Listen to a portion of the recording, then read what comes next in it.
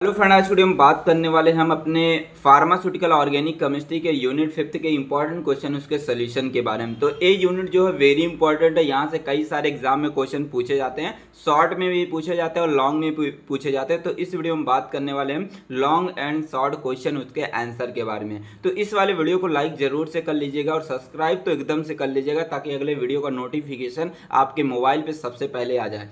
अब देख लीजिए, यहाँ पे जो हमारा सबसे इंपॉर्टेंट क्वेश्चन यहाँ पे पूछा जाता है और 7 मार्क्स में पूछे जाते हैं। और प्रीवियस ईयर क्वेश्चन पेपर आप चेक करके देखेंगे, उसमें कई बार क्वेश्चन पूछा गया। तो यहाँ पे पूछा गया discuss acidity of aliphatic carboxylic acid. जो हमारे एलिफैटिक कार्बोक्सिलिक एसिड होते हैं उसकी एसिडिटी के बारे में यहाँ पे आपको डिस्कस करना, एक्सप्लेन करना है। और यहाँ पे पूछा गया कि जो हमारे एलिफैटिक एसिड होते हैं, अगर उसमें क्या करते हैं, कोई भी सब्स्टिट्यूएंट ऐड करते हैं उस कार्बोक्सिलिक एसिड में, उस एलिफैटिक कार्बोक्सिलिक एसिड में, तो उसके एसिडिटी के ऊपर क्या इफेक्ट पड़ता है, इसी के बारे में यहाँ पे डिटेल में एक्सप्लेन करना है। अब देख लीजिए, इन सारी चीजों को जानने से पहले आपको जानना ये जरूरी है कि what is the means of aliphatic, what is the means of carboxylic acid.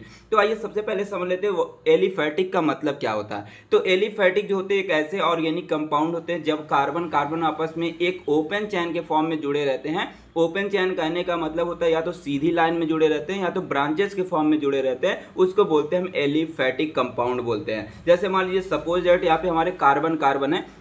अब ये सारे कार्बन हमारे जो होते हैं हाइड्रोजन से, इस तरीके से हाइड्रोजन से हमारे एक सीधे चेन के फॉर्म में जुड़े हैं, तो इसको भी बोलेंगे हम क्या, एलिफैटिक कंपाउंड बोलेंगे। अगर ये हमारे ब्रांचेस के फॉर्म में रहते हैं, इस तरीके से कई सारी शाखाएं इनसे निकली रहती, तब भी इसको हम क्या बोलते हैं, एलिफैटिक बोलते हैं। क्यों बोलते हैं, क्योंकि ये हमारी ये क्या है, एक हमारी स्ट्रेट चेन है और इसमें एक ब्रांचेस के फॉर्म में है। और यहाँ पे सबसे इंपॉर्टेंट चीज ये है कि ये हमारी ओपन चेन में, मतलब कि खुली श्रृंखला में है, इसलिए इसको क्या बोलेंगे, हम एलिफैटिक कंपाउंड बोलेंगे। तो यहाँ पे मैंने एग्जांपल भी मेंशन कर दिया, जैसे देख सकते हैं एथेन। एथेन देख सकते हैं हमारे कार्बन कार्बन एक स्ट्रेट चेन के द्वारा जुड़े, एक सीधी चेन के द्वारा यहाँ पे जुड़े हैं, तो इसको हम क्या बोलेंगे, एलिफैटिक कंपाउंड बोलेंगे। तो अब देख लीजिए, बात करते हैं कार्बोक्सिलिक एसिड के बारे में। तो हमारे जो कार्बोक्सिलिक एसिड होते हैं एक तरीके के ऑर्गेनिक कंपाउंड होते हैं जिसके अंदर कार्बोक्सिल ग्रुप मीन्स की COOH ग्रुप पाए जाते हैं, उसको बोलते हैं हम कार्बोक्सिलिक एसिड बोलते हैं। जैसे मान लीजिए मैं अगर एग्जांपल की बात करता हूं, जैसे मान लीजिए मैंने लिख दिया CH3 लिख दिया, इससे मैंने जोड़ दिया COOH ग्रुप जोड़ दिया,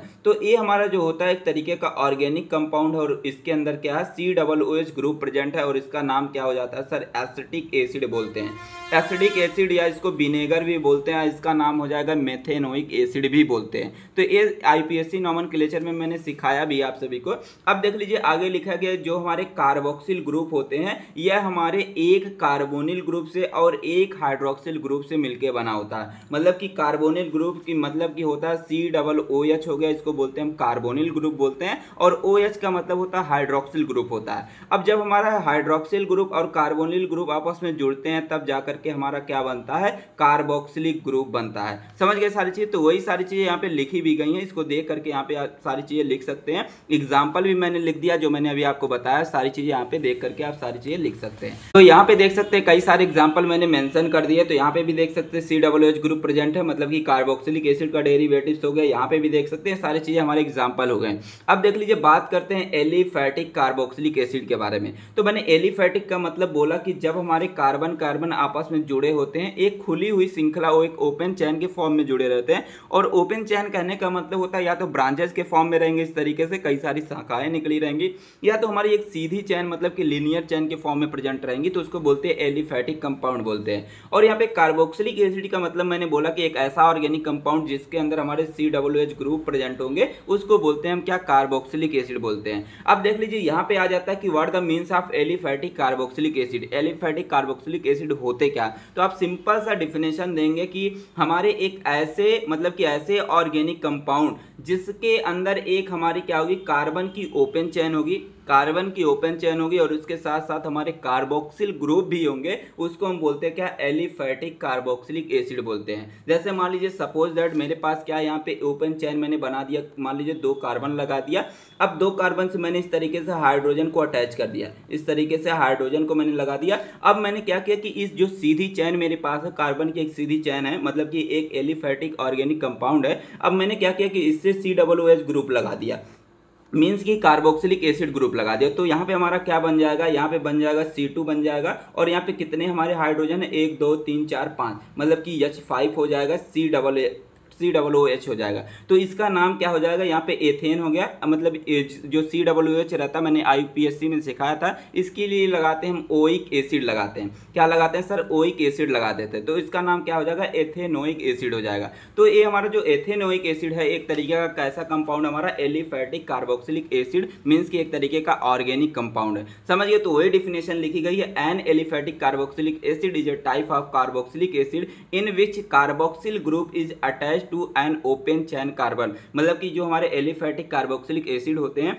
एक तरीके के हमारे कार्बोक्सिलिक एसिड होते हैं, बोल सकते हैं कि एक तरीके के हमारे कार्बनिक मतलब कि ऑर्गेनिक कंपाउंड होते हैं। और ये ऑर्गेनिक कंपाउंड के अंदर हमारे क्या होती है, एक ओपन चैन होती है, और इस ओपन चैन के साथ साथ हमारे कार्बोक्सिल ग्रुप भी होते हैं, उसको बोलते हैं हम क्या, एलिफैटिक कार्बोक्सिलिक एसिड बोलते हैं। समझ गए सारी चीजें। अब देख सकते हैं यहाँ पे कई सारे एग्जांपल दिए गए हैं, देख सकते हैं COOH ग्रुप जो है ये हमारा एक ओपन चैन से जुड़ी है, यहाँ पे भी देख सकते हैं एक ओपन चैन से जुड़ी है, और यहाँ पे COOH ग्रुप हमारे एक ओपन चैन से जुड़ी है। तो ये सारी चीजें आप एग्जाम्पल लिख लीजिएगा। अब देख लीजिए, बात करते हैं यहाँ पे क्लासिफिकेशन के बारे में, मतलब कि जो हमारे एलिफैटिक कार्बोक्सिलिक एसिड होते हैं इसके कितने टाइप होते हैं, कितने तरीके के होते हैं। सबसे पहले इसमें आ जाता है हमारा मोनो कार्बोक्सिलिक एसिड आ जाता है। तो यहाँ पे मोनो वर्ड का मतलब क्या होता है, single.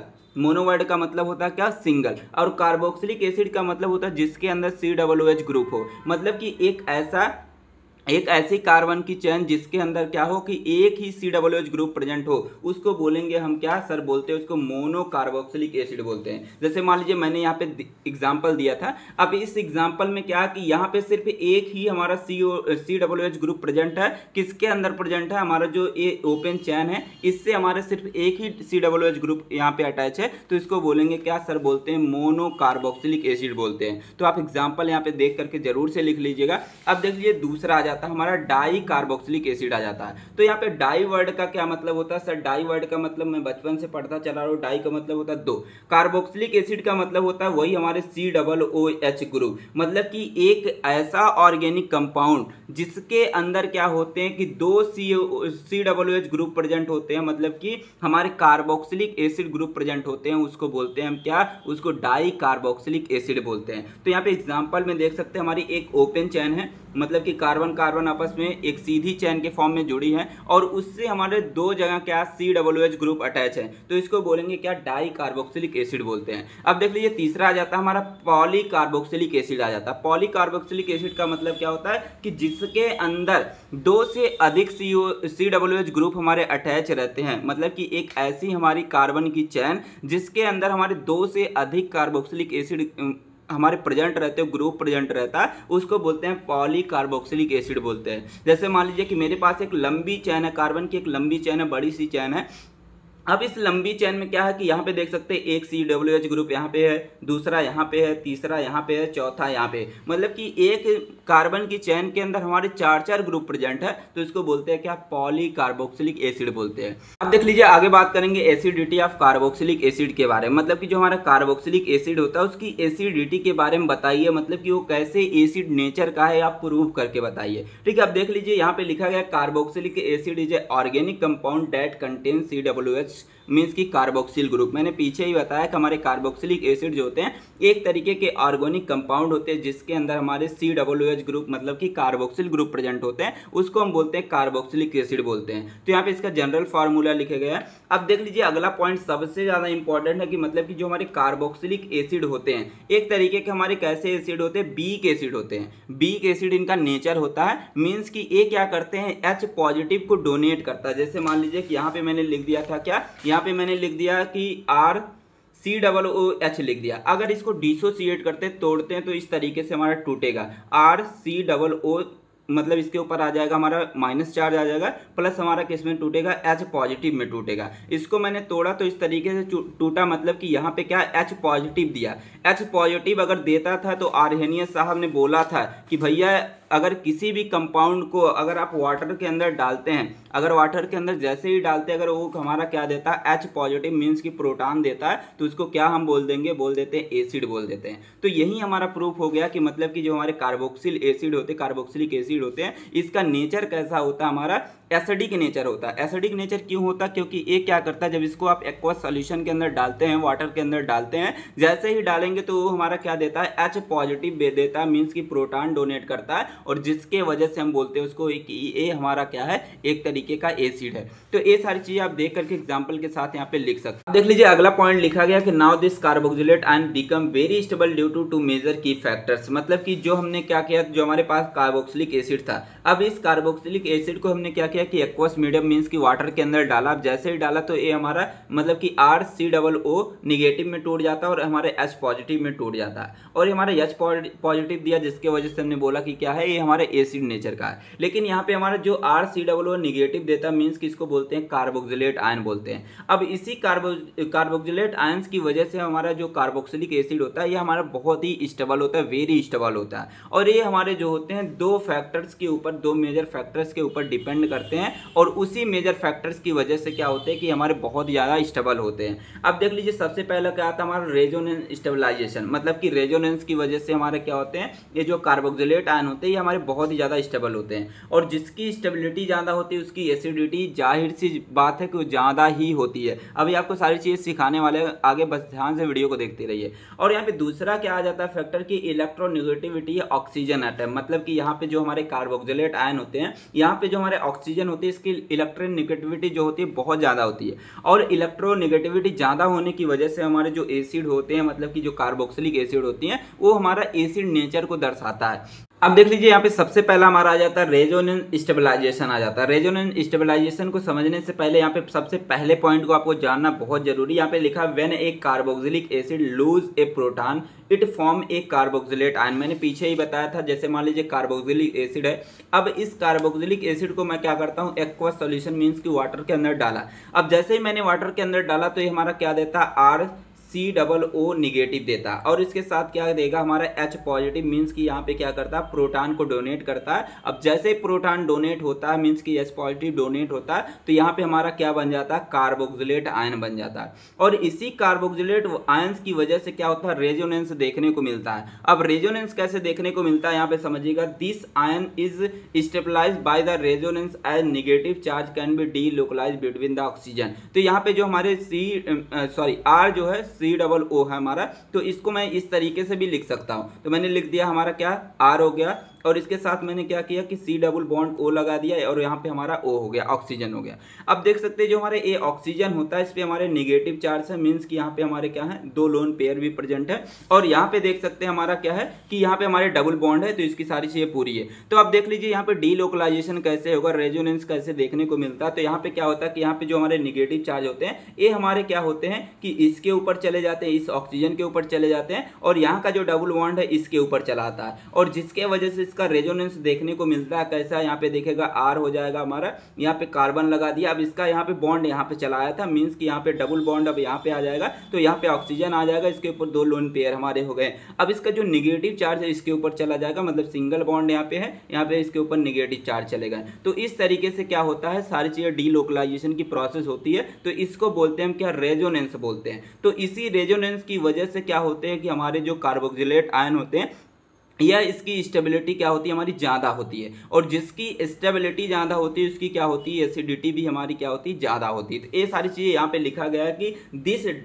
This delocalization lower the energy of carboxylate ion making is more stable. मतलब कि ये जो हमारे यहाँ पे रेजोनेंस हो रहा है, डीलोकलाइजेशन हो रहा है, इसके वजह से हमारी जो यहाँ पे एनर्जी है वो हमारी बहुत कम लग रही है, जिसके वजह से हमारे जो कार्बोक्सिलेट आयन है ये हमारे मोर स्टेबल हो जाते हैं। और अगर हमारे ज़्यादा स्टेबल हो जाएंगे, मतलब कि ये क्या करेंगे, यहाँ पे H पॉजिटिव को डोनेट करते हैं, मींस कि इसका जो नेचर है कैसा हो जाता है, एसिडिक नेचर हो जाता है। तो सारी चीजें यहाँ पे देख करके लिख सकते हैं। यहाँ पे और लिखा भी गया है जिसकी स्टेबिलिटी बढ़ेगी, मींस की स्टेबिलिटी क्या होता है, डायरेक्टली प्रोपोर्शनल होता है एसिड के। मींस कि यहाँ पे क्या होता है कि अगर हमारी स्टेबिलिटी बढ़ेगी तो हमारी एसिडिटी भी बढ़ेगी, और अगर स्टेबिलिटी घटती है तो हमारी एसिडिटी भी क्या हो जाएगी, घट जाएगी। और इस मंत्र को जरूर से याद कर लीजिएगा। अगर ये मंत्र आपको याद हो गया तो आप सारी चीजों को लिख सकते हैं। समझ गए सारी चीजें। देख लीजिए यहाँ पे सेकंड हमारा आ जाता है इलेक्ट्रोनेगेटिव ऑक्सीजन ऑक्सीजन एटम, मतलब कि जो हमारे कार्बोक्सिलिक एसिड रहते हैं, मतलब कि इस तरीके से अगर मैं स्ट्रक्चर बनाऊं तो इस तरीके से कार्बोक्सिलिक एसिड बन जाता है। तो कार्बोक्सिलिक एसिड के अंदर दो हमारे ऑक्सीजन एटम प्रेजेंट होते हैं, ये हमारे क्या होते हैं, मोर इलेक्ट्रोनिगेटिव एटम्स होते हैं। और इसी मोर इलेक्ट्रोनिगेटिव होने की वजह से क्या करते हैं, इलेक्ट्रॉन को अपनी तरफ इस तरीके से खींचते हैं।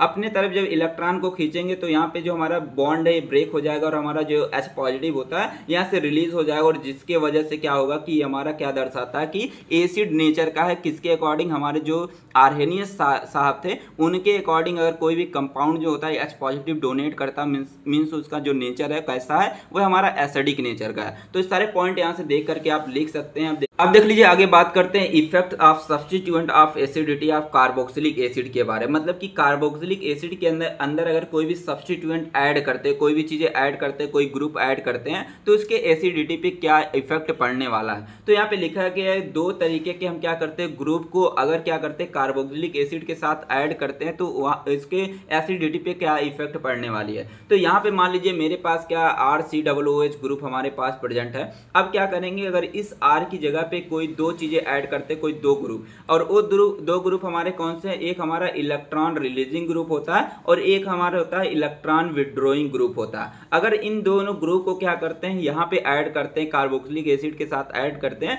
तो इसके एसिडिटी पे क्या इफेक्ट पड़ने वाला है, यही सारी चीजें यहाँ पे देखने वाले। तो आइए बात करते हैं, यहाँ पे देखते हैं हमारे जो कार्बोक्सिलेट आयन होते हैं। जो हमारा कार्बोक्सिलिक एसिड होता है, कार्बोक्सिलिक एसिड को अगर डिसोसिएट करते हैं तो ये हमारा RCOO नेगेटिव देता है प्लस H पॉजिटिव देता है। अब इसको हम क्या बोलते हैं, कार्बोक्सिलेट आयन बोलते हैं। अगर इस कार्बोक्सिलेट आयन के साथ हम क्या करते हैं, या तो इलेक्ट्रॉन विड्रॉइंग ग्रुप को या तो इलेक्ट्रॉन रिलीजिंग ग्रुप को ऐड करते हैं, तो इसकी एसिडिटी पे क्या इफेक्ट पड़ने वाला है। तो यहाँ पे मान लीजिए सबसे पहले मैं क्या करता हूँ, इलेक्ट्रॉन विड्रॉइंग ग्रुप को इस कार्बोक्सिलेट आयन के साथ ऐड करता हूँ। जैसे मैंने क्या किया, कार्बोक्सिलेट आयन के साथ मैंने इलेक्ट्रॉन विड्रॉइंग ग्रुप, जैसे हमारा हो गया नाइट्रो ग्रुप हो गया, हेलोजन ग्रुप हो गया, साइनो ग्रुप हो गया, इन सारे ग्रुप को ऐड करते हैं जो एक तरीके का हमारे क्या होता है, इलेक्ट्रॉन विड्रॉइंग ग्रुप होते हैं। अगर मैं क्या किया कि इसके साथ ऐड कर दिया, कार्बोक्सिलेट आयन के साथ ऐड कर दूंगा, तो क्या होगा कि इलेक्ट्रॉन की डेंसिटी क्या होने लगती है, घटने लगती है, डिक्रीज होने लगती है। और जिसकी इलेक्ट्रॉन की मतलब कि डेंसिटी डिक्रीज होने लगती है, उसकी स्टेबिलिटी क्या होती है, बढ़ने लगती है।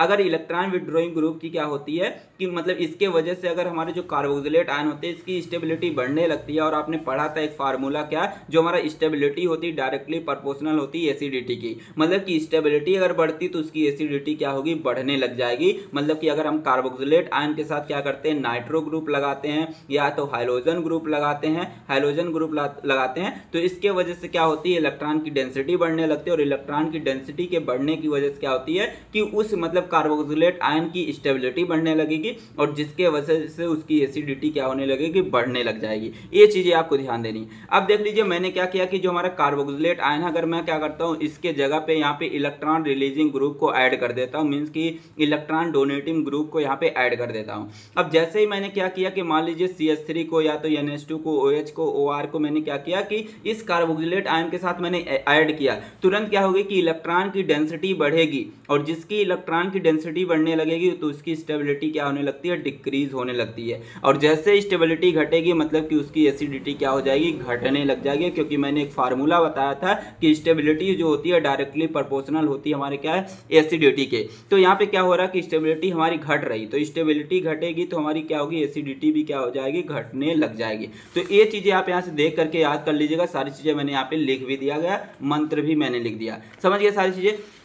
अब देख लीजिए, बात करेंगे दूसरा क्वेश्चन यहाँ पे पूछा गया, write down the qualitative test of carboxylic acid and alcohol. तो एल्कोहल की जो क्वालिटेटिव टेस्ट है इसको मैंने यूनिट 3 में ही कवर करा दिया, तो वहां से जाकर के आप चेकआउट कर लीजिएगा। सिर्फ यहाँ पे बात करेंगे कार्बोक्सिलिक एसिड के क्वालिटेटिव टेस्ट के बारे में। तो आइए सबसे पहले समझ लेते हैं क्वालिटेटिव टेस्ट का मतलब होता क्या है। तो यहाँ पे आपको एग्जाम्पल से समझाएंगे। जैसे मान लीजिए मेरे पास कोई सैंपल है, ये मेरे पास सैंपल है। अब इस सैंपल के अंदर हमारे COOH ग्रुप प्रेजेंट हैं या नहीं है, जिस टेस्ट की हेल्प से हम पता करते हैं उसको बोलते हैं हम क्या, क्वालिटेटिव क्वालिटेटिव टेस्ट बोलते हैं। अब देख लीजिए यहाँ पे क्या करेंगे, लिखा गया these are those test which are use to identification of CWH group in a sample. मैंने बोला कि अगर किसी भी सैंपल के अंदर CWH ग्रुप हमारा प्रेजेंट है कि नहीं प्रेजेंट है, जब उसको हम चेक करते हैं, पता करते हैं, जिस टेस्ट की हेल्प से पता करते हैं उसको हम बोलते हैं क्या, क्वालिटेटिव टेस्ट बोलते हैं। अब देख लीजिए यहाँ पे कई सारे क्वालिटेटिव टेस्ट हमारे दिए भी गए हैं, जैसे इसमें सबसे पहला आ जाता है हमारा सोडियम बाइकार्बोनेट टेस्ट आ जाता है। अब दूसरा जो आता है जिसको बोलते हैं लिटमस टेस्ट बोलते हैं, तीसरा हमारा जाता है एस्टर फॉर्मेशन टेस्ट आ जाता है। 3 टेस्ट हमने यहाँ पे मेंशन कर दिया है, आप 2 भी एग्जाम में लिख देंगे तब भी आपको एग्जाम में नंबर मिल जाएगा और आपको बहुत ही आसान तरीके से बताने वाला हूँ और आपको तुरंत ही याद हो जाएंगे सारी चीजें। तो आइए सबसे पहले बात करेंगे सोडियम बाइकार्बोनेट टेस्ट के बारे में। तो सबसे पहले इसमें क्या करते हैं, एक हम ले लेते हैं टेस्ट ट्यूब ले लेते हैं, इस तरीके से टेस्ट ट्यूब ले लेंगे। अगर आपने लैब किया होगा तो आपने टेस्ट ट्यूब यूज जरूर से किया होगा और अगर आपने यूज किया तो कमेंट बॉक्स में यस जरूर से लिखिएगा। तो इसमें क्या करेंगे, सबसे पहले टेस्ट ट्यूब के अंदर सैंपल ले लेंगे। हम उस सैंपल को लेंगे जिसके बारे में हमें पता करना कि उसके अंदर हमारे कार्बोक्सिलिक ग्रुप प्रेजेंट है कि नहीं प्रेजेंट है, उसके बारे में हमें पता करना है। तो सबसे पहले सैंपल इसके अंदर थोड़े मोड़े अमाउंट में ले लेते हैं, फिर उसके अंदर क्या करते हैं, थोड़ा सा हम डिस्टिल वाटर को इसी के अंदर ऐड करेंगे। अब जैसे ही मैंने डिस्टिल वाटर को इसके अंदर ऐड किया तो इसके अंदर फिर क्या करते हैं, सोडियम बाइकार्बोनेट का जो सोल्यूशन आता है उसका कुछ ड्रॉप इसके अंदर ऐड करते हैं। अब मैंने क्या किया, सोडियम बाइकार्बोनेट का कुछ जो ड्रॉप है इसके अंदर ऐड कर लिया। अब क्या करते हैं, कुछ टाइम के लिए इसको छोड़ देते हैं, ऐसे रख देते हैं, 1-2 मिनट के लिए रख देंगे। अब क्या करेंगे, उसमें रिएक्शंस होगी। अब उस रिएक्शंस को हमें देखना है, ऑब्जर्व करना है। अब ऑब्जर्व करेंगे, अगर उसमें क्या होगा कि जो हमारी टेस्ट ट्यूब थी, अगर उसके अंदर से थोड़े छोटे छोटे बबल्स निकलेंगे, जैसे आप कोल्ड ड्रिंक पीते हैं उसमें देखते हैं कि हमारे छोटे छोटे बबल्स निकलते हैं जब आप ढक्कन को खोलते हैं, तो उसी तरीके से हमारे छोटे छोटे बबल्स निकलेंगे और वो बबल्स किससे रहेंगे, कार्बन डाइऑक्साइड के बबल्स रहेंगे। तो मतलब कि अगर जिसके अंदर कार्बन डाइऑक्साइड के बबल्स निकलेंगे तो उसके अंदर क्या होगा कि हमारे कार्बोक्सिलिक ग्रुप प्रेजेंट रहेंगे, और जिसके अंदर हमारे बबल्स नहीं निकलेंगे, छोटे छोटे दाने जैसे नहीं निकलेंगे, कार्बन डाइऑक्साइड नहीं निकलेगी, मतलब कि उसके अंदर कार्बोक्सिलिक एसिड हमारे एब्सेंट प्रेजेंट नहीं है। समझ गए सारी चीजें। अब देख लीजिए यहाँ पे थोड़ा रिएक्शंस जान लेते हैं, रिएक्शंस को जान लेंगे फिर उसके बाद लिखेंगे। तो मैंने क्या किया कि जैसे मान लीजिए मेरे पास सैंपल था, अब इस सैंपल के अंदर क्या हमारी कार्बोक्सिलिक ग्रुप प्रेजेंट है। अब इसके क्या किया, मैंने इस सैंपल के अंदर लिया था, अब इसके अंदर मैंने डाला था क्या, सोडियम बाइकार्बोनेट डाला था। अब जैसे ही मैंने डाला इसके अंदर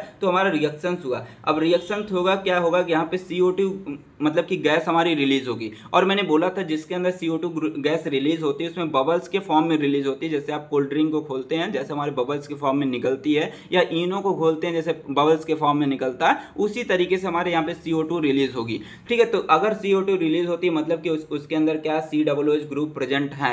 अगर नहीं निकलेगा तो उसके अंदर नहीं प्रेजेंट है, तो ये रिएक्शंस को भी लिख लीजिएगा। अब दूसरा हमारा टेस्ट आ जाता है लिटमस टेस्ट आ जाता है। तो आपने लिटमस पेपर का जरूर से यूज किया होगा लैब के अंदर। तो देख लीजिए इसमें लिटमस टेस्ट कैसे करते हैं। सबसे पहले क्या करते हैं कि हम थोड़ा अमाउंट में सैंपल ले लेते हैं। अब सैंपल को क्या करते हैं, इफ सॉलिड मतलब कि अगर हमारा सैंपल जो है सॉलिड रहता है तो उसको क्या करते हैं, थोड़ा सा वाटर के अंदर डिजोल्व कर लेते हैं। अब वाटर के अंदर हमने डिजोल्व कर लिया, फिर क्या लेते हैं, हम लिटमस पेपर लेते हैं। कौन सा लिटमस पेपर लेते हैं, ब्लू लिटमस पेपर लेते हैं। अब उस ब्लू लिटमस पेपर के ऊपर मान लीजिए मेरे पास ये लिटमस पेपर है, अब उस लिटमस पेपर के ऊपर जो हमने सॉल्यूशन बनाया था, जो हमारा सैंपल था, उस सैंपल को थोड़ा सा इसमें डाल लेते हैं। अब जैसे ही डालते हैं देखते हैं उसमें कलर का क्या चेंजेस होता है। अगर उसके अंदर क्या होता है कि हमारा जो ब्लू लिटमस पेपर जो हमने लिया था और उसके ऊपर हमने सैंपल डाला था, अगर वो हमारा ब्लू से रेड में कन्वर्ट हो जाता है मतलब कि उसके अंदर हमारे COOH ग्रुप प्रेजेंट है, मतलब कि वो हमारे एसिडिक नेचर को दर्शाएगा। अगर उसके अंदर कोई भी कलर का चेंज नहीं रहता मतलब कि वो ब्लू लिटमस पेपर जो हमारा ब्लू ही रह जाता है,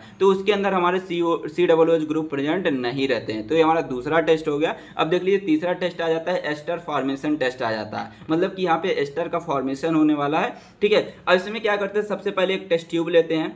टेस्ट ट्यूब के अंदर हम क्या करते हैं, थोड़ा अमाउंट में सैंपल डाल लेते हैं। सैंपल डालने के बाद उसके अंदर कुछ ड्रॉप क्या करते हैं, हम एथेनॉल को डालते हैं। अब एथेनॉल को भी कुछ ड्रॉप डाल लेते हैं, फिर इसके अंदर 1 से 2 ड्रॉप हम H2SO4 डालते हैं, मतलब कि सल्फ्यूरिक एसिड डालते हैं। और सल्फ्यूरिक एसिड जो डालेंगे हम कंसनट्रेटेड सल्फ्यूरिक एसिड डालेंगे, तभी यहाँ पे बोला गया है कि 1 से 2 ड्रॉप आपको क्या करना, कंसनट्रेटेड H2SO4 को डालना है। फिर उसके बाद क्या करना, उसको ग्लास आउट से मिक्स कर देना और थोड़ा सा क्या करना है कि वाटर बाथ जो हमारा आता है उस वाटर वाटर बाथ पे रख के उसको क्या करना, कुछ मिनट के लिए 5-10 मिनट के लिए उसको गर्म करते हैं। अब जैसे हमारा गर्म हो जाता है तुरंत क्या होता है वहाँ पे एस्टर का फॉर्मेशन होने लगता है। अगर हमारा एस्टर का फॉर्मेशन हो जाता है मीन्स कि उसमें क्या होता है COOH ग्रुप प्रेजेंट है, मीन्स कि कार्बोक्सिलिक एसिड जो ग्रुप है हमारा वो प्रेजेंट है। अगर उसके अंदर एस्टर का फॉर्मेशन नहीं है मतलब कि उसमें COOH ग्रुप हमारा प्रेजेंट नहीं है। तो इस तरीके से आप सारी चीजें यहाँ पे देख करके लिख सकते हैं। ये सारे हमारे जो क्वेश्चन है कंप्लीट हो गए। देख लीजिए बात करेंगे क्वेश्चन नंबर 3 के बारे में। यहाँ पे पूछा गया जो हमारे एसिटिक एसिड होते हैं, सिट्रिक एसिड होते हैं, एसिटाइल सैलिसिलिक एसिड होते हैं, एम्फेटामाइन और एसीटोन सभी का स्ट्रक्चर बनाना और उसके यूजेस के बारे में लिखना है। ये तो लॉन्ग में पूछे जाते हैं, इसके साथ साथ यहाँ पे शॉर्ट क्वेश्चन भी यहाँ से बहुत सारे पूछे जाते हैं। और अगर आपने इस क्वेश्चन को सॉल्व कर लिया, समझ लीजिए आपने 10 नंबर के क्वेश्चन को सॉल्व कर लिया और यहाँ से 2 नंबर के क्वेश्चन आएंगे जरूर से, 100% आएंगे। अब देख लीजिए बात करेंगे सबसे पहले एसिटिक एसिड होता क्या है। तो हमारा जो एसिटिक एसिड होता है इसका जो फार्मूला होता है CH3COOH रहता है, मतलब कि अगर इसका स्ट्रक्चर बनाएंगे तो इस तरीके से हमारा बन जाएगा। अगर एसिटिक एसिड जो होता है अगर इसके मतलब कि इंट्रो के बारे में बात करते हैं तो हमारा जो एसिटिक एसिड होता है इसको हम बोलते हैं एथेनोइक एसिड भी बोलते हैं। और मैंने एक जगह मेथेनोइक एसिड भी बोल दिया था तो वो हमारा रॉन्ग है। यहाँ पे इसको बोलते हैं क्या, एथेनोइक एसिड बोलते हैं। एथेनोइक एसिड क्यों बोलते हैं यहाँ पे समझिएगा। जैसे मैंने IPSC नॉमेनक्लेचर में आपको सिखाया था कि जब हम क्या करते हैं कार्बोक्सिलिक एसिड का क्या करते हैं नॉमेनक्लेचर करते हैं तो नंबरिंग हम क्या करते हैं यहीं से स्टार्ट कर देते हैं। मतलब कि जो हमारे कार्बोक्सिलिक एसिड होते हैं उसमें जो हमारे कार्बन प्रेजेंट होते हैं वहीं से कर देते हैं। तो यहाँ पे पहला कार्बन हो गया हमारा, दूसरा कार्बन हो गया, तो यहाँ पे 2 कार्बन है, 2 कार्बन के लिए लगाते हैं एथ लगाते हैं। और यहाँ पे COOH ग्रुप प्रेजेंट है इसके लिए लगाते हैं ओइक एसिड लगाते हैं, इसलिए इसका नाम क्या है, एथेनोइक एसिड आ जाता है। अब जो हमारे एथेनोइक एसिड होते हैं ये हमारे कलरलेस होते हैं, इसका कोई भी कलर नहीं होता। जैसे आपने सिरका देखा होगा तो सिरके को ही बोलते हैं हम क्या, एसिटिक एसिड बोलते हैं। ठीक है, एसिटिक एसिड चाहे बोलिए, चाहे आप बोलिए एथेनोइक एसिड बोलिए, चाहे आप बोलिए विनेगर मीन्स की सिरका बोलिए, तब भी वही चीज़ हमारी है। तो हमारा जो सिरका होता है मीन्स की एसिटिक एसिड होता है हमारा कलरलेस होता है और इसका जो मतलब कि एक तरीके का यह हमारा पगेंट लिक्विड होता है, मतलब कि तीखा होता है। ठीक है, और इसका जो टेस्ट होता है वो हमारा सोर होता है, मीन्स की खट्टा इसका टेस्ट होता है। अब देख लीजिए ये हमारा कहाँ पे पाया जाता है, विनेगर मीन्स की सिरके के अंदर हमारा पाया जाता है। अब देख लीजिए बात करेंगे इसके यूजेस के बारे में। तो हमारा जो एसिटिक एसिड होता है यह हमारे पीकल्स मीन्स की अचार में यूज किए जाते हैं, अचार को खराब होने से बचाते हैं, मीन्स की प्रिजर्वेटिव के रूप में यूज किए जाते हैं। दूसरा कि इसका यूज जो होता है हम फ्लेवरिंग एजेंट के रूप में भी करते हैं। तीसरा जो इसका यूज होता है प्लास्टिक और फाइबर्स और डाई को बनाने के लिए करते हैं। डाई मीन्स होता है कलर, ठीक है, कलर को बनाने के लिए, फाइबर्स को बनाने के लिए, प्लास्टिक को बनाने के लिए हम इसका यूज करते हैं। फिर अगला दिया है इसका यूज होता है क्लीनिंग एजेंट के रूप में और डिसइंफेक्टेंट के रूप में यूज करते हैं। क्लीनिंग एजेंट का मतलब होता है अगर किसी भी चीज की साफ सफाई करनी है तब भी इसका यूज किया जाता है।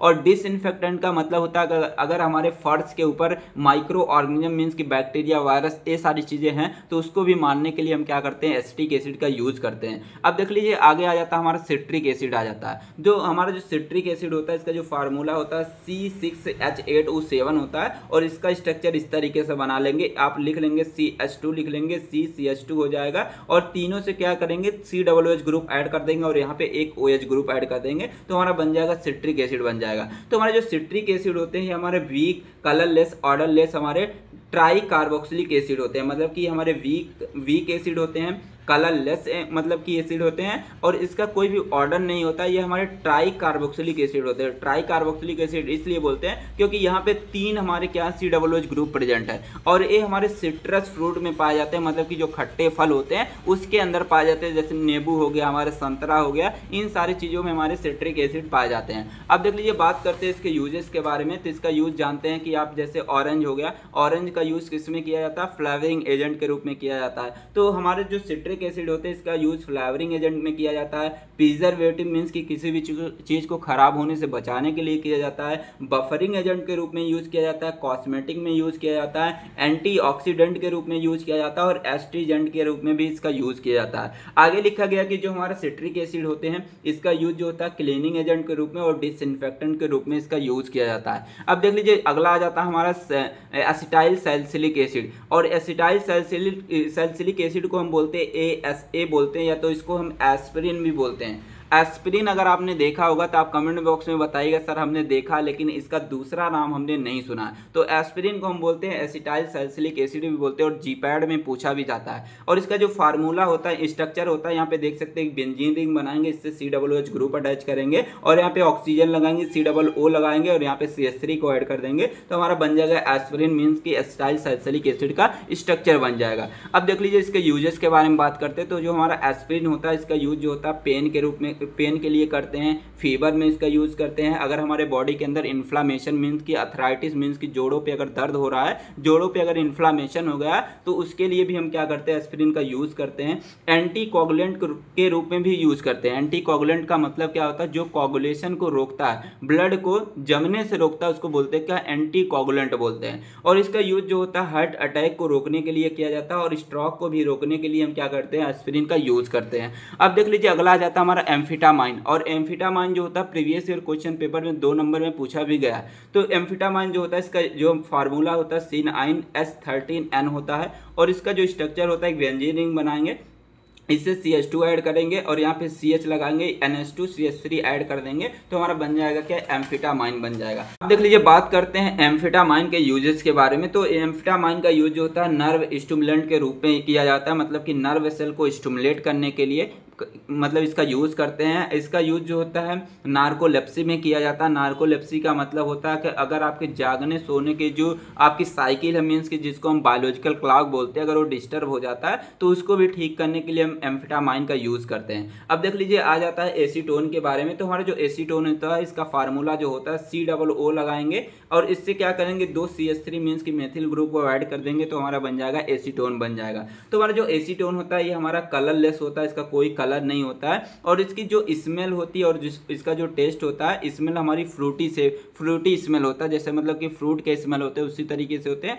और इसका जो टेस्ट होता है वो हमारा मीठा होता है। अब यहाँ पे लिखा गया है कि हमारे जो एसीटोन होते हैं ये हमारे आसानी से इवेपोरेट हो जाते हैं, मतलब अगर इसको खुला छोड़ देते हैं तो वो हमारा क्या होगा कि भाप बन के उड़ जाएगा, जैसे हमारा पेट्रोल उड़ जाता है। और ये हमारे क्या होते हैं, फ्लेमेबल होते हैं, मतलब कि इसमें आग लग जाती है। ठीक है, अगर आप खोल के रख देंगे तो इसमें आग लग सकती है और ये हमारे वाटर के अंदर आसानी से डिजॉल्व हो जाते हैं। अब देख लीजिए बात करेंगे इसका यूजेस के बारे में। तो इसका यूज जो होता है लड़कियां सबसे ज़्यादा कर सकती हैं एसीटोन का यूज, क्योंकि अगर नेल पॉलिश अगर आपकी नहीं छूट रही तब भी आप इसका यूज़ कर सकते हैं। अगर आपके घर में पेंट लगा अगर वो छूट नहीं रहा है तो उसको भी आप यूज़ कर सकते हैं छुड़ाने के लिए। अगला यूज जो होता है इसका यूज हम प्लास्टिक को बनाने के लिए करते हैं, प्लास्टिक के मैन्युफैक्चरिंग में इसका यूज करते हैं, क्लीनिंग एजेंट के रूप में करते हैं इसका यूज। और इसका यूज जो होता है कि किसी भी API को, मतलब कि एक्टिव फार्मास्यूटिकल इंग्रेडिएंट को अगर हमें प्लांट से निकालनी है, ठीक है, किसी भी रॉ मटेरियल से निकालना है तो इसका यूज हम क्या करते हैं, मतलब एसीटोन का यूज करते हैं किसी भी API को किसी भी प्लांट से एक्सट्रैक्शन करने के लिए, निकालने के लिए इसका यूज करते हैं।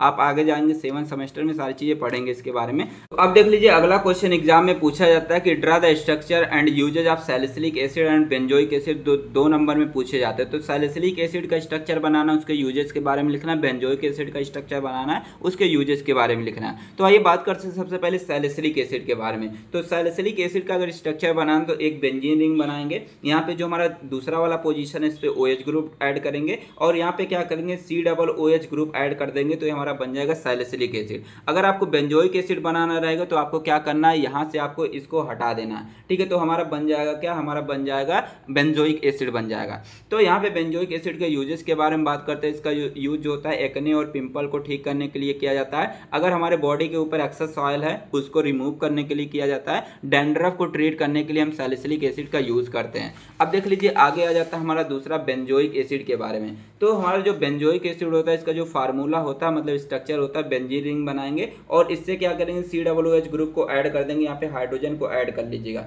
ठीक है, नोट्स में ऐड कर लीजिएगा। और यहाँ पे मैंने क्या किया, थोड़ा मिस्टेक किया था, यहाँ पे OH ग्रुप ऐड था नोट्स में, तो नोट्स में नहीं ठीक किया मैंने, यहाँ पे ठीक कर दिया। तो आप देख करके नोट्स में सही कर लीजिएगा जो मैंने ऐप पे अपलोड किया है। अब देख लीजिए बात करते हैं इसके यूजेस के बारे में। तो इसका यूज जो होता है फूड प्रिजर्वेटिव में किया जाता है, मतलब कि अगर हमें चावल वावल को अच्छे तरीके से रखना है, उसमें कोई भी मतलब कि माइक्रो ऑर्गेनिज्म ना लगे, कोई भी बैक्टीरिया कोई भी घुन ना लगे, तो उसको क्या करते हैं प्रिजर्व करने के लिए, सुरक्षित रखने के लिए हम बेंजोइक एसिड का यूज़ करते हैं। लिपस्टिक में यूज किया जाता है, फेस वॉश में यूज किया जाता है, टूथपेस्ट में यूज किया जाता है और माउथ वॉश में भी हम बेंजोइक एसिड का यूज़ करते हैं। और ये बेंजोइक एसिड क्या करता है, माइक्रो ऑर्गेनिज्म को किल करने का काम करता है। और जो हमारे कॉस्मेटिक परफ्यूम आते हैं उसमें भी हमारा जो है बेंजोइक एसिड यूज किया जाता है। अब देख लीजिए अगला क्वेश्चन आ जाता है, पूछा गया what is the inductive effect. Very important question है, महा इंपॉर्टेंट क्वेश्चन है और एग्जाम में कई बार पूछे गए। तो इंडक्टिव इफेक्ट क्या होते हैं, और यहाँ पे पूछा गया है जो हमारे कार्बोक्सिलिक एसिड होते हैं उसका क्वालिटेटिव टेस्ट क्या होता है।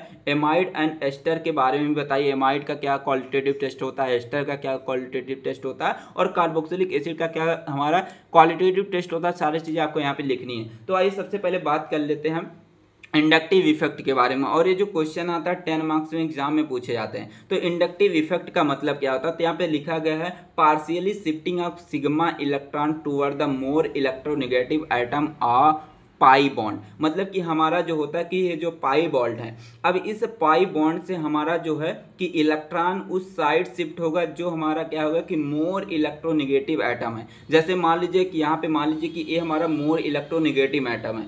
अब ये जो हमारा सिग्मा बॉन्ड है, इस सिग्मा बॉन्ड से जो हमारा इलेक्ट्रॉन है इसी साइड क्या हो जाएगा, शिफ्ट हो जाएगा। उसी को बोलते हैं हम क्या, इंडक्टिव इफेक्ट बोलेंगे। तो आप फिर से सुनिएगा, ध्यान से सुनिएगा कि हमारा क्या होता है कि जो सिग्मा बॉन्ड है, सिग्मा बॉन्ड का जो हमारे ए इलेक्ट्रॉन है जो बॉन्ड को बना रहे हैं, तो यहाँ पे 2 इलेक्ट्रॉन क्या कर रहे हैं, ये हमारे बॉन्ड का फॉर्मेशन कर रहे हैं। अब यही अगर हमारे इलेक्ट्रॉन जो होते हैं ये हमारे मोर इलेक्ट्रोनेगेटिव एटम्स की ओर अगर शिफ्ट हो जाते हैं, चले जाते हैं, तो उसी को बोलते हैं हम क्या, इंडक्टिव इफेक्ट बोलते हैं। अब देख लीजिए यहाँ पे एग्जाम्पल में लिखा गया है, यहाँ पे जैसे मैंने लिख दिया कार्बन कार्बन सिंगल बॉन्ड से हमने क्या किया कि यहाँ पे एक मोर इलेक्ट्रोनेगेटिव एटम्स को भी मैंने क्या किया, अटैच कर दिया। तो यहाँ पे इसको बोलेंगे हम, इतने को बोलते हैं हम सिस्टम बोलते हैं। ये हमारा क्या हो गया, इलेक्ट्रोनेगेटिव एटम हो गया।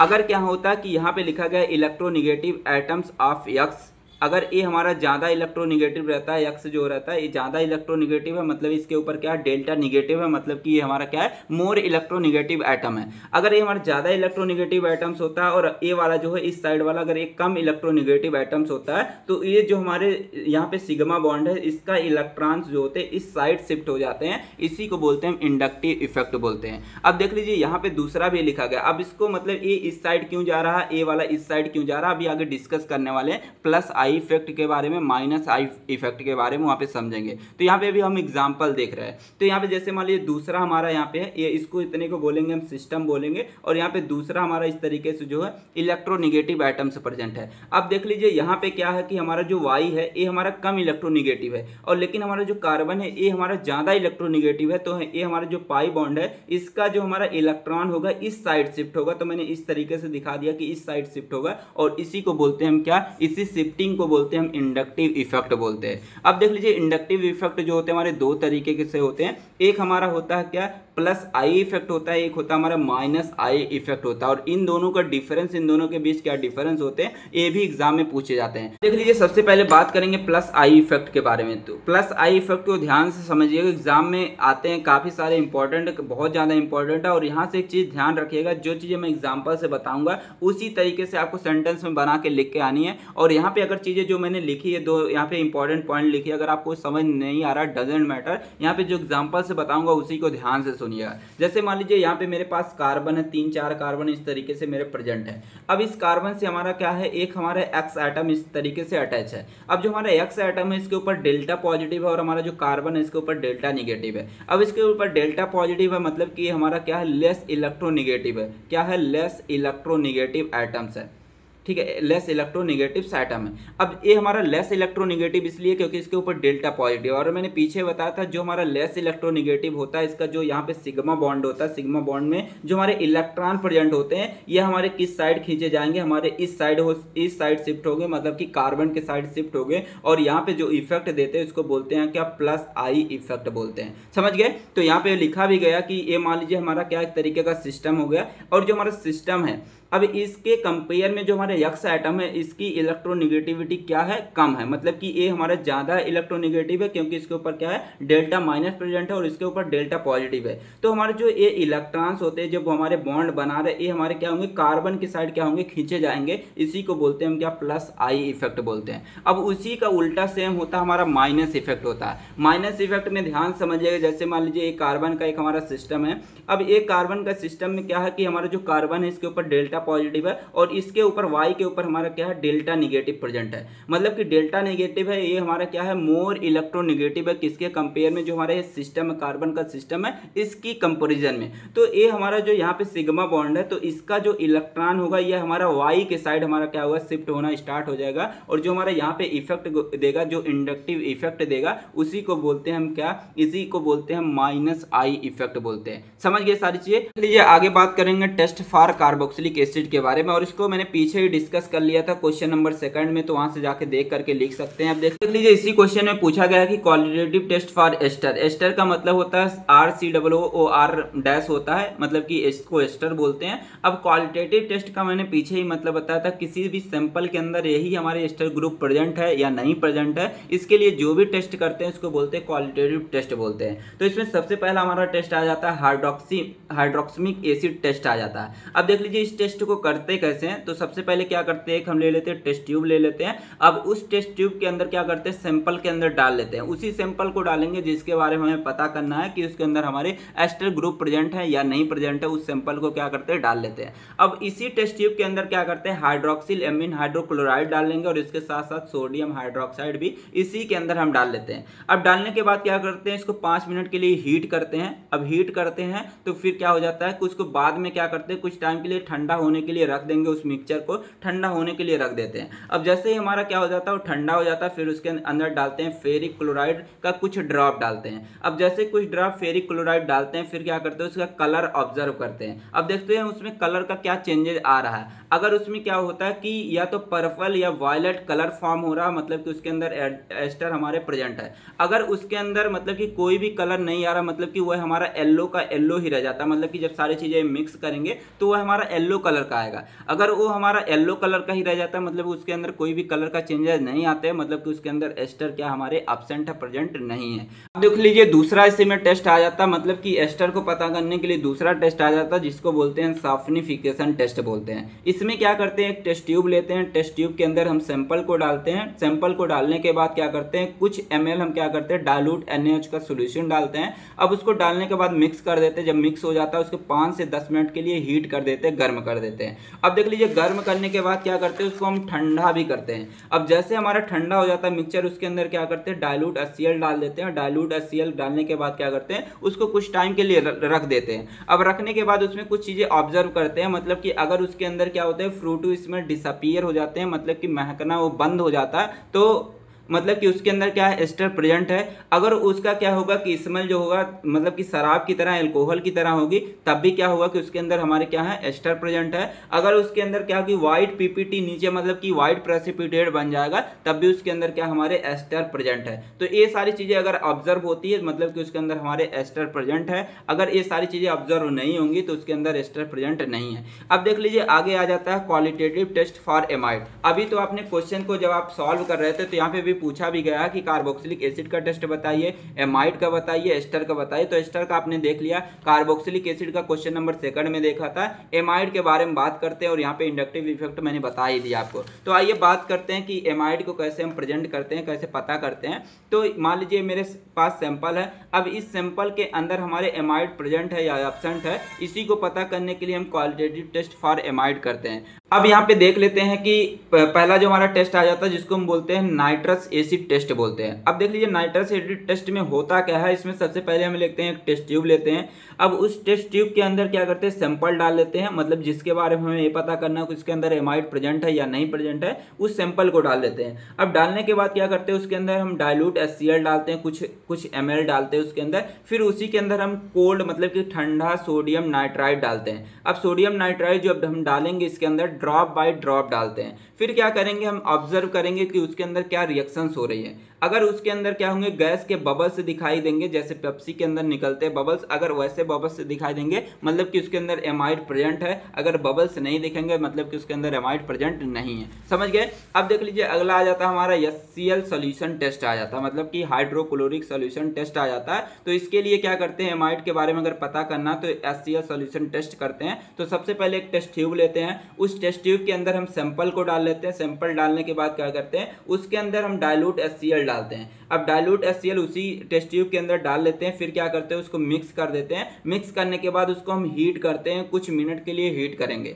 अब हीट कर देंगे, फिर उसको ठंडा करेंगे। जब ठंडा करेंगे तो उसमें क्या होगा, कुछ गैस हमारी उसमें कुछ गैस बनेंगी। अब उसी गैस को हमें ऑब्जर्व करना है। अगर उसमें क्या होगा कि अमोनिया जैसी पगंड, मतलब कि अमोनिया जैसी स्मेल आएगी, या तो क्या होगा कि अगर उसके हम ऊपर हम क्या करते हैं, लिटमस पेपर को रखते हैं। मतलब कि जब हम क्या करेंगे, सारी चीजें मिक्स कर देते हैं, तो इसी टेस्ट ट्यूब के ऊपर ले जाके हम लिटमस पेपर रखेंगे। कौन सा litmus paper, red litmus paper डालते हैं। रेड लिटमस पेपर जैसे उसके ऊपर करते हैं, तो अगर हमारा रेड से क्या हो जाता है, ब्लू हो जाता है, मतलब कि उसके अंदर एमाइड क्या है, हमारे प्रेजेंट है। तो ये सारी चीजें आप देख करके यहाँ से लिख सकते हैं। अब देख लीजिए, बात करेंगे यहाँ पे दो क्वेश्चन को एक साथ सॉल्व करने वाले हैं, दोनों इजी, बहुत इजी तरीके से आपको बताने वाला हूँ। तो यहाँ पे पूछा गया कि define aliphatic amine. Aliphatic amines होते क्या हैं, और एलिफैटिक एमीन्स की बेसिसिटी के बारे में बताना है, और कौन कौन से ऐसे सब्सटीट्यूएंट है जिसको हम क्या करते हैं, एलिफैटिक एमीन्स के ऊपर ऐड करते हैं। ठीक है, तो वहाँ पे क्या उसकी बेसिसिटी पे क्या इफेक्ट पड़ेगा, इसके बारे में आपको यहाँ पे एक्सप्लेन करना है। और दूसरा क्वेश्चन ये भी पूछा जा सकता है कि एलिफैटिक एमीन्स के बनाने के कौन कौन से मेथड होते हैं, मतलब कि मेथड ऑफ प्रिपरेशन के बारे में बताने हैं। और यहाँ से जो सबसे ज्यादा इंपॉर्टेंट, यहाँ पे ऊपर वाला हमारा वेरी इंपॉर्टेंट है और एग्जाम में कई बार पूछा भी गया। आइए सबसे पहले समझ लेते हैं व्हाट इज एमीन्स। एमीन होता क्या। तो हमारे जो एमीन्स होते हैं एक तरीके के ऑर्गेनिक कंपाउंड्स होते हैं जिसके अंदर नाइट्रोजन प्रेजेंट होते हैं, और ये नाइट्रोजन जो होता है एक या एक से अधिक कार्बन एटम से अटैच होता है, उसी को बोलते हैं हम क्या, एमीन बोलते हैं। जैसे मान लीजिए यहाँ पे मैंने लिख दिया क्या, कार्बन लगा दिया। अब इस कार्बन से मैंने ऐड कर दिया NH2 को ऐड कर दिया, तो इसको हम बोलेंगे क्या, एमीन बोलेंगे। अब देख लीजिए यहाँ पे हमारा जो एमीन्स होता है ये हमारा अमोनिया का डेरिवेटिव्स होता है। अमोनिया का डेरिवेटिव्स कहने का मतलब होता है, जैसे मान लीजिए मेरे पास अमोनिया है। अब इस अमोनिया से अगर मैं एक हाइड्रोजन को हटाता हूँ, एक हाइड्रोजन को मैंने हटाया, और इस हाइड्रोजन को जैसे ही हटाते हैं, किसकी हेल्प से हटाते हैं, किसी एक एल्किल ग्रुप से हटाते हैं। तो जैसे मान लीजिए मेरे पास एल्किल ग्रुप मान लीजिए CH3 है। अब इस CH3 को मैंने ले जाके अमोनिया के अंदर ऐड कर दिया। जैसे मैंने अमोनिया के अंदर ऐड किया तो यहाँ से एक हमारे H यहाँ से रिमूव हो जाएगा, और यहाँ पे क्या बना लेगा, हमारे NH2 बना लेगा, और इसी को क्या बोलते हैं हम, एल्किल एमीन बोलते हैं। समझ गए। तो वही सारी चीजें लिखी गई हैं कि हमारे जो अमोनिया होता है एक तरीके का ऑर्गेनिक कंपाउंड होता है जिसके अंदर हमारे नाइट्रोजन होते हैं, और ये नाइट्रोजन जो होता है एक या एक से अधिक कार्बन से अटैच रहता है, उसको बोलते हैं एमीन बोलते हैं। और जो हमारा एमीन होता है ये हमारा अमोनिया का डेरिवेटिव्स होता है, मतलब कि अमोनिया से प्राप्त किया जाता है। मतलब कि अगर हम अमोनिया से एक हाइड्रोजन को रिमूव करते हैं और इसकी जगह पे क्या करते हैं कि हम क्या करते हैं, एल्किल ग्रुप को ऐड कर देते हैं, तो हमारा क्या बन जाता है, एल्किल एमीन, मींस की एमीन बन जाता है। ठीक है, यहाँ पे मैंने सारी चीजें बता दिया कैसे कैसे सारी चीजें होती हैं। समझ गए सारी चीजें। देख लीजिए यहाँ पे लिखा गया जनरल फार्मूला लिखा गया, मतलब जो एल्किल एमीन होते हैं उसका जनरल फार्मूला होता क्या है। तो यहाँ पे ध्यान समझिएगा, सारे फार्मूले मैंने लिख दिया है। अब ये बना कैसे इसके बारे में समझना है। जैसे मान लीजिए मैंने बोला था कि जो हमारे एमीन होते हैं, एल्किल एमीन होते हैं, वो हमारे अमोनिया से डेराइव्ड किए गए, अमोनिया से प्राप्त किए जाते हैं। अब जैसे मान लीजिए मेरे पास अमोनिया है, अगर मैंने बोला था, पीछे बोला था, ये वर्ड बोला था मैंने, जो ध्यान से सुनिएगा, मैंने बोला कि अगर हमारा एल्किल ग्रुप आएगा इस अमोनिया से अटैच होगा, तो जैसे अगर एक एल्किल ग्रुप आएगा तो यहाँ से एक हाइड्रोजन हमारा क्या हो जाएगा, तुरंत यहाँ से भाग जाएगा। अब जैसे ही एक हाइड्रोजन यहाँ से निकलेगा तो क्या बना लेगा, ये हमारा एल्किल ग्रुप हो गया, और यहाँ पे बना लेगा क्या, NH2 बना लेता है। तो इसको बोलते हैं क्या, 1 डिग्री एल्किल एमीन बोलेंगे। पहला समझ में आ गया, तो पहला वही लिखा गया, देख सकते हैं, मैच कर सकते हैं। अब देख लीजिए दूसरा क्या होता है। जैसे मान लीजिए मेरे पास अमोनिया है, अब इस अमोनिया के साथ आते हैं दो हमारे एल्किल ग्रुप, इस तरीके से अटैच करते हैं, तो दो एल्किल ग्रुप आएंगे, तो यहाँ से क्या होगा, दो हाइड्रोजन तुरंत क्या हो जाएंगे, फट दे भाग जाएंगे। दो हाइड्रोजन यहाँ से रिमूव हुआ तो क्या बन जाएगा सर, बन जाएगा RH2 बन जाएगा, और यहाँ पे बच जाएगा क्या, RH2NH बच जाएगा।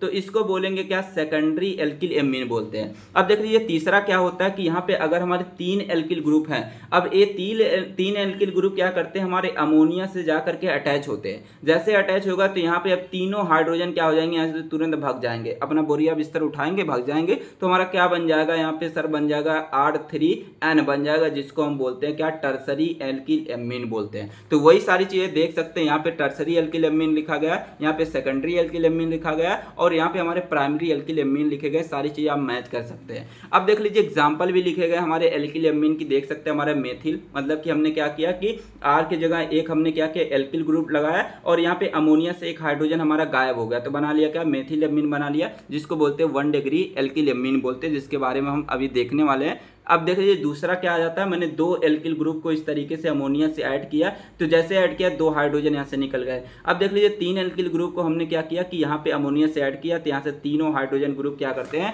अमोनिया से निकल जाते हैं, तो इस तरीके से बन जाता। सारी चीजें देख सकते हैं यहाँ पे लिखी गई है। तो आइए समझते हैं एलिफेटिक एमीन्स के बारे में। तो एलिफेटिक वर्ड का मतलब मैंने पीछे ही बताया था, अगर आपको याद है तो कमेंट बॉक्स में जरूर से बताइए। तो एलिफेटिक का मतलब बताया था कि जब हमारे कार्बन कार्बन आपस में इस तरीके से खुली हुई चेन के फॉर्म में जुड़े होते हैं, मतलब कि एक ओपन चेन के फॉर्म में जुड़े रहते हैं, उसको बोलते हैं एलिफेटिक बोलते हैं। और एमीन का मैंने मतलब बताया कि जिसके अंदर हमारे क्या होते हैं, एमिनो ग्रुप प्रेजेंट होते हैं। और एमिनो ग्रुप किससे डेराइव्ड होते हैं, हमारे अमोनिया से, मतलब कि अमोनिया से अगर एक हाइड्रोजन को रिमूव कर देते हैं या तो 2 हाइड्रोजन को रिमूव कर देते हैं, तो या तो 3 हाइड्रोजन को रिमूव कर देते हैं, तो हमारा क्या बन जाता है, अगर एक हाइड्रोजन को रिमूव करते हैं तो बन जाता है NH2 बन जाता है। अगर हम क्या करते हैं 2 यहाँ से हाइड्रोजन ग्रुप निकालेंगे तो हमारा बन जाएगा क्या, NH बन जाएगा। तो अगर 3 हाइड्रोजन को निकाल देंगे तो क्या बन जाएगा, N बन जाएगा। तो इन सभी को क्या बोलते हैं, हम एमिनो ग्रुप बोलते हैं। अगर हमारे इसी ओपन चेन से क्या होता है, यही अगर हमारे एमिनो ग्रुप जाके अटैच हो जाते हैं तो उसी को बोलते हैं हम क्या, एलिफेटिक एमीन बोलते हैं। तो वही लिखा गया, aliphatic amine are organic compound in which the amino group is attach to the alkyl group, मतलब कि जो हमारे एलिफेटिक एमीन्स होते हैं एक तरीके के ऑर्गेनिक कंपाउंड होते हैं। इसमें क्या होता है कि हमारे जो एमिनो ग्रुप होते हैं वह हमारे एल्किल ग्रुप मीन्स की एलिफेटिक चेन से जुड़े होते हैं, उसी को बोलते हैं हम एलिफेटिक एमीन बोलते हैं। जैसे एग्जांपल में यहाँ पे लिखा गया मेथिल एमीन लिखा गया है, आप लिख सकते हैं डाई मेथिल एमीन भी लिख सकते हैं, ट्राई मेथिल एमीन भी लिख सकते हैं, सारे एग्जांपल आप यहाँ पे लिख सकते हैं। अब देख लीजिए बात करते हैं एलिफेटिक एमीन्स के कितने टाइप होते हैं। यहाँ पे सबसे पहले बात करेंगे प्राइमरी एल्किल एमीन के बारे में। प्राइमरी एल्किल एमीन का मतलब होता है कि जब हमारे एक एल्किल ग्रुप हमारे क्या होते हैं, नाइट्रोजन से जुड़े होते हैं, तो उसको बोलते हैं क्या, प्राइमरी एल्किल एमीन बोलते हैं। तो यहाँ पे देख सकते हैं हमारा क्या है कि यहाँ पे नाइट्रोजन है, अब इस नाइट्रोजन से सिर्फ एक एल्किल ग्रुप जुड़ा है तो इसको बोलेंगे क्या, प्राइमरी एल्किल एमीन बोलेंगे। अब देख लीजिए दूसरा यहाँ पे आ जाता है हमारा सेकेंडरी एल्किल एमीन आ जाता है। सेकेंडरी एल्किल एमीन का मतलब होता है जब हमारे नाइट्रोजन से 2 एल्किल ग्रुप इस तरीके से जुड़े होते हैं उसको बोलेंगे क्या, सेकेंडरी एलिफेटिक एमीन बोलेंगे। अब तीसरा हमारा देख लीजिए आ जाता है, यहाँ पे एग्जाम्पल देख के यहाँ से लिख लीजिएगा, देख सकते हैं हमारे N से 2 एल्किल ग्रुप जुड़े हैं तो इसको बोलेंगे क्या, सेकेंडरी एलिफेटिक एमीन बोलेंगे। अब देख लीजिए तीसरा आ जाता है हमारा टर्सरी एलिफेटिक एमीन आ जाते हैं। टर्सरी एलिफेटिक एमीन का मतलब होता है जब हमारे एक नाइट्रोजन से 3 इस तरीके से हमारे एल्किल ग्रुप अटैच रहते हैं उसको बोलते हैं टर्सरी एलिफेटिक एमीन बोलते हैं। जैसे एग्जांपल में आ जाता है हमारा एक नाइट्रोजन है, इस नाइट्रोजन से मैंने क्या किया कि 3 हमारे क्या है कि एल्किल ग्रुप है। अब 3 एल्किल ग्रुप को मैंने एक नाइट्रोजन से ऐड कर दिया तो इसको बोलेंगे टर्सरी एलिफेटिक एमीन बोलेंगे। तो आइए बात करते हैं बेसिसिटी ऑफ एमीन्स के बारे में। तो मैंने पीछे ही बताया था कि जो हमारा एमीन्स होते हैं ये हमारे अमोनिया के डेरिवेटिव्स होते हैं। अगर मैं अमोनिया का स्ट्रक्चर बनाऊं तो इस तरीके से हमारा स्ट्रक्चर बनेगा, मतलब नाइट्रोजन हो गए, नाइट्रोजन से हमारे 3 इस तरीके से हाइड्रोजन होते हैं। अब जो हमारा नाइट्रोजन होता है इसके ऊपर हमारे लोन पेयर ऑफ इलेक्ट्रॉन होते हैं और ये लोन पेयर ऑफ इलेक्ट्रॉन की वजह से हमारे जो अमोनिया होते हैं ये हमारे किस नेचर के होते हैं, बेसिक नेचर के होते हैं। और क्यों होते हैं, क्योंकि अपने इलेक्ट्रॉन को डोनेट करते हैं और जो इलेक्ट्रॉन को लोन पेयर ऑफ इलेक्ट्रॉन को डोनेट करते हैं वो हमारे कैसे होते हैं, बेस होते हैं, बेसिक नेचर के होते हैं। तो ये सारे पॉइंट यहाँ से देख करके आप लिख सकते हैं, सारे मैंने लिख दिए हैं। अब देख लीजिए बात करते हैं जो हमारे एलिफेटिक एमीन्स होते हैं ये हमारे बेसिक नेचर के होते हैं या नहीं होते हैं। तो यहाँ पे लिख दिया मैंने, मान लीजिए कि मैंने लिख दिया R लिख दिया, यहाँ पे मैंने लिख दिया NH2 लिख दिया। अब देख सकते हैं इसको बोलेंगे क्या, हम एल्किल एमीन बोलेंगे। एल्किल एमीन इसलिए बोलेंगे क्योंकि यहाँ पे हमारे एक एल्किल ग्रुप है और यहाँ पे एमिनो ग्रुप प्रेजेंट है, इसलिए बोलेंगे इसको एल्किल एमीन बोलेंगे। अब देख लीजिए जो हमारे एल्किल एमीन होते हैं इसमें जो हमारा नाइट्रोजन होता है इसके ऊपर हमारे लोन पेयर ऑफ इलेक्ट्रॉन होते हैं और ये लोन पेयर ऑफ इलेक्ट्रॉन जो होते हैं आसानी से डोनेट कर देते हैं, जिसके वजह से इसका नेचर जो होता है वो हमारा बेसिक नेचर का हो जाता है। तो वही सारी चीजें यहाँ पे लिखा गया है कि aliphatic amines are basic in nature because it contain lone pair of electron and can can donate lone pair of electron. जो हमारे एलिफेटिक एमीन्स होते हैं ये हमारे बेसिक नेचर के होते हैं। बेसिक नेचर के इसलिए होते हैं क्योंकि इसके पास लोन पेयर ऑफ इलेक्ट्रॉन होते हैं और ये अपने लोन पेयर ऑफ इलेक्ट्रॉन को आसानी से डोनेट कर सकते हैं। अब देख लीजिए आगे लिखा गया कि जो हमारे एलिफेटिक एमीन्स होते हैं यह हमारे एमीन्स की स्टेबिलिटी के ऊपर डिपेंड करते हैं। स्टेबिलिटी कहने का मतलब होता है कि अगर हमारी स्टेबिलिटी अगर ज़्यादा रहती है तो हमारे जो मतलब कि एमीन्स की बेसिसिटी वो हमारी कम हो जाती है। क्यों कम हो जाती है? क्योंकि जो हमारी स्टेबिलिटी होती है ये हमारी इन्वर्सली प्रोपोर्शनल होती है बेसिसिटी के होती है। मतलब कि हमारी स्टेबिलिटी बढ़ेगी तो बेसिसिटी क्या होगी? कम होगी।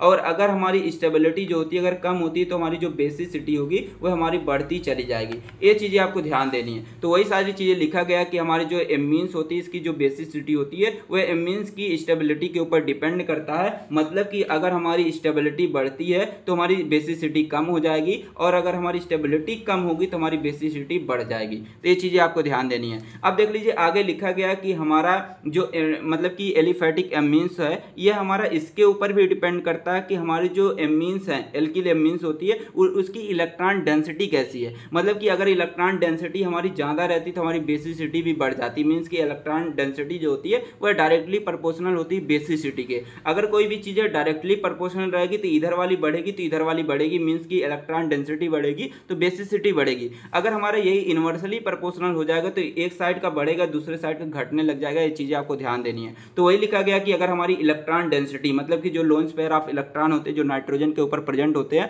अगर उसकी इलेक्ट्रॉन डेंसिटी ज़्यादा होगी उसकी बेसिसिटी हमारी ज़्यादा हो जाएगी। अगर इसकी क्या होगी लोन पेयर ऑफ इलेक्ट्रॉन की डेंसिटी कम रहती है तो हमारी जो बेसिसिटी इसकी है ये हमारी क्या हो जाती? कम हो जाती। तो ये चीज़ें आपके यहाँ पे ध्यान देनी है। अब देख लीजिए बात करते हैं effect of substituent on the basicity. Means की जो हमारी एल्किल एमीन्स है अब इस एल्किल एमीन्स से अगर हम क्या करते हैं अलग अलग नेचर के सब्स्टिट्यूएंट को ऐड करते हैं, ठीक है, तो उसकी बेसिसिटी पे क्या इफेक्ट पड़ने वाला है इसको यहाँ पे समझने वाले। तो ध्यान से समझिएगा आपको सारी चीजें समझ में आ जाएगी। तो यहाँ पे मान लीजिए मेरे पास क्या है NH2 है।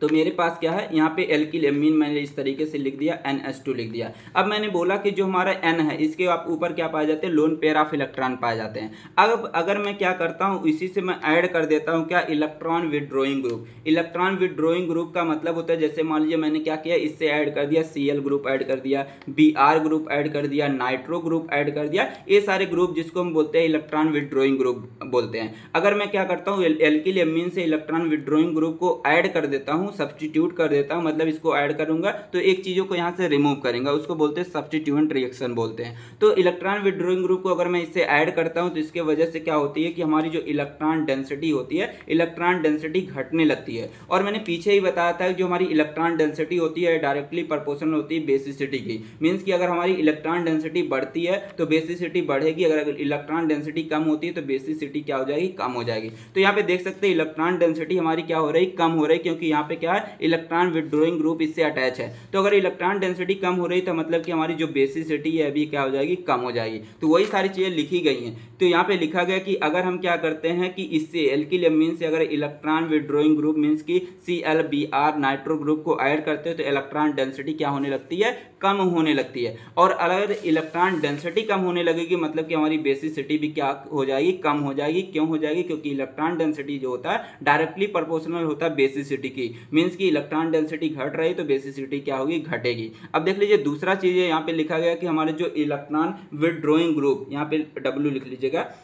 यहाँ पे लिखा गया कि अगर इलेक्ट्रॉन विड्रॉइंग ग्रुप यहाँ पे ऐड हो रहे हैं इसके साथ अगर ऐड हो रहा है इलेक्ट्रॉन विड्रॉइंग ग्रुप तो इसके वजह से क्या होगा कि हमारी स्टेबिलिटी बढ़ने लगती है। मतलब कि अगर इलेक्ट्रॉन डेंसिटी घटती है तो मैंने पीछे बताया था कि अगर हमारी क्या होती है कि इलेक्ट्रॉन डेंसिटी यहाँ पे घटती है तो इसके वजह से स्टेबिलिटी बढ़ती है। और अगर स्टेबिलिटी बढ़ेगी तो हमारी बेसिसिटी घट जाएगी। क्यों घट जाएगी? क्योंकि मैंने बताया था कि स्टेबिलिटी जो होता है ये हमारा इनवर्सली प्रोपोर्शनल होता है बेसिसिटी की। तो स्टेबिलिटी बढ़ रही है मतलब कि यहाँ पे बेसिसिटी क्या होगी? घटेगी। तो वो चीजें यहाँ पे लिखी गई, देख करके लिख सकते हैं। अब देख लीजिए दूसरी चीजें क्या है। दूसरी चीजें ये है कि अगर मैं क्या करता हूँ कि जो हमारा यहाँ पे एल्किल एमीन है इसके साथ मैं अब इलेक्ट्रॉन डोनेटिंग ग्रुप को ऐड करता हूँ। पहले मैं इलेक्ट्रॉन विड्रॉइंग ग्रुप को ऐड कर रहा था, अब यहाँ पे क्या करूंगा इलेक्ट्रॉन डोनेटिंग ग्रुप को ऐड करता हूँ जैसे CH3 C2H5 ये सारी चीजें अगर इससे ऐड करूंगा, ऐड करके यहाँ से कोई चीजें रिमूव करूंगा तो क्या होगा कि इलेक्ट्रॉन की डेंसिटी क्या हो जाएगी? बढ़ जाएगी। और मैंने बोला था कि अगर इलेक्ट्रॉन डेंसिटी बढ़ेगी तो बेसिसिटी क्या हो जाएगी,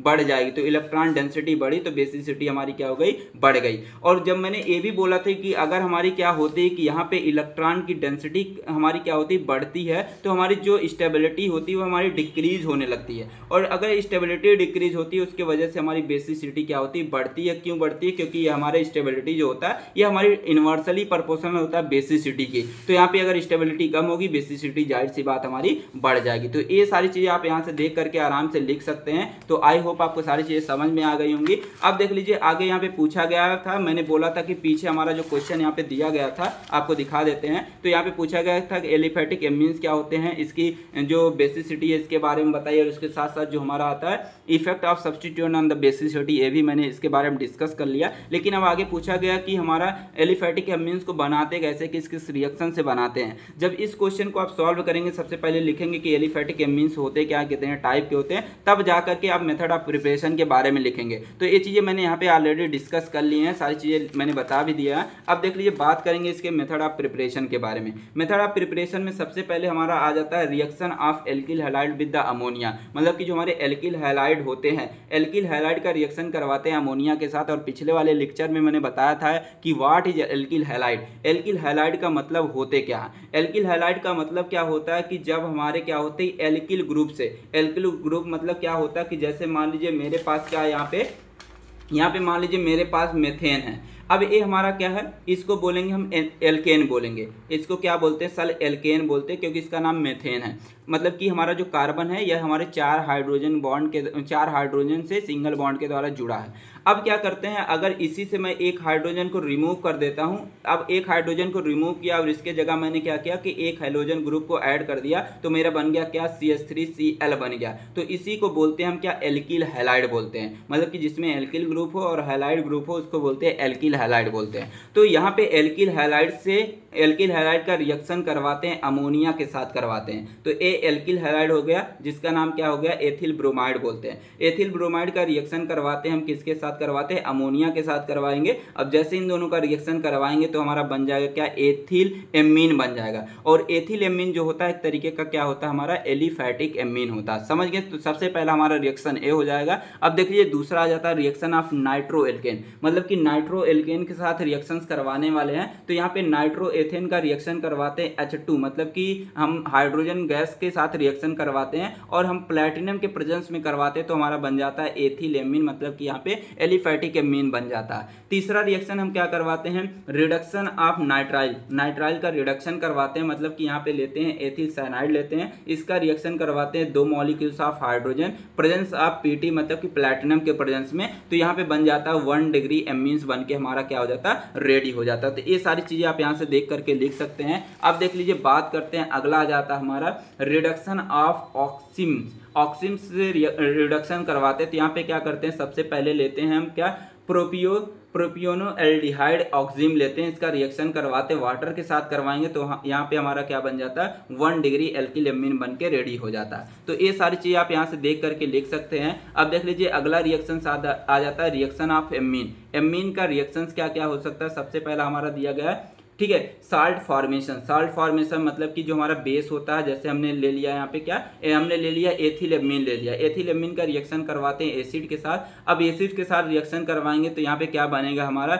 एथिल अमोनियम क्लोराइड बनेगा, जो एक तरीके का साल्ट होता है। तो ये रिएक्शंस के बारे में बता रहे हैं। तो यहाँ पे मेथड ऑफ प्रिपरेशन के बारे में आपने देखा है, ठीक है। अब देख लीजिए अगला है कि reaction with the acid chloride, मतलब कि हम क्या करते हैं, एथिल एमीन का रिएक्शन करवाते हैं एथिल क्लोराइड के साथ करवाते हैं। तो यहाँ पे क्या होता है कि HCl यहाँ से रिमूव हो जाता है और जो सारी चीजें बचती यहीं पे जाके ऐड कर देता है, मतलब कि बना लेता क्या, एन एथिल एसिटामाइड बन जाता है। तो ये सारी चीजें आप यहाँ से देख करके लिख सकते हैं। बड़ा इजी है, ज्यादा कुछ इसमें करना नहीं है, बस रिएक्शन देख लीजिए, आपको खुद ही रटने पड़ेंगे, आपको तैयार खुद ही करने पड़ेंगे, इसमें कोई भी चीजें बताने वाली नहीं है। अब देख लीजिए अगला आ जाता है हमारा कार्बिल एमीन रिएक्शन आ जाता है। कार्बिल एमीन रिएक्शन मतलब कि हम क्या लेते हैं, मेथिल एमीन लेते हैं, इसका रिएक्शन करवा देते हैं क्लोरोफॉर्म और पोटेशियम हाइड्रोक्साइड साथ के करवाएंगे, तो हमारा बन जाएगा क्या, आइसोसाइनाइड बन जाता है और वाटर बन जाता है, पोटेशियम क्लोराइड यहाँ पे निकल जाता है। अब देख लीजिए अगला क्वेश्चन आता है, क्वेश्चन नंबर 8 आ जाता है, 2 नंबर में पूछा जाता है। यहाँ पे पूछा गया कि जो हमारे एमीन होते हैं इसके 3 क्वालिटेटिव टेस्ट के बारे में लिखिए।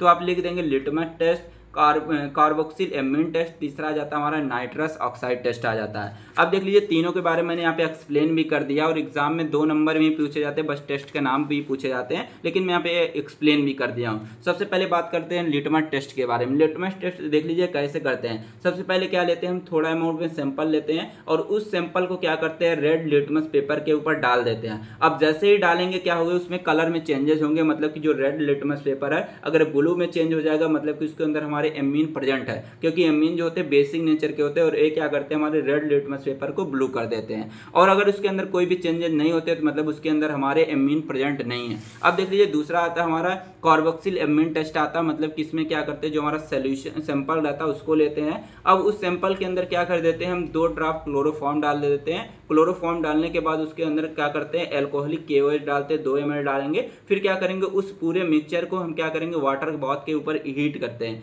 हीट करने के बाद उसमें देखते हैं कैसी स्मेल निकल रही वहां से। अगर क्या होता है वहां पे, अगर क्या होगा कि वहाँ पे फाउल स्मेल होगी, मतलब कि उसके अंदर क्या है, एमीन प्रेजेंट है। अगर उसके अंदर कोई भी स्मेल नहीं आएगी मतलब कि उसके अंदर हमारे एमीन प्रेजेंट नहीं। तो आई होप आपको सारी चीज़ें समझ में आई होंगी और ट्रिक फार्मेसी ऐप को जाके जरूर से डाउनलोड कर लीजिएगा। थैंक्स फॉर वॉचिंग, मिलते हैं नेक्स्ट वीडियो में, तब तक के लिए टेक केयर, बाय बाय।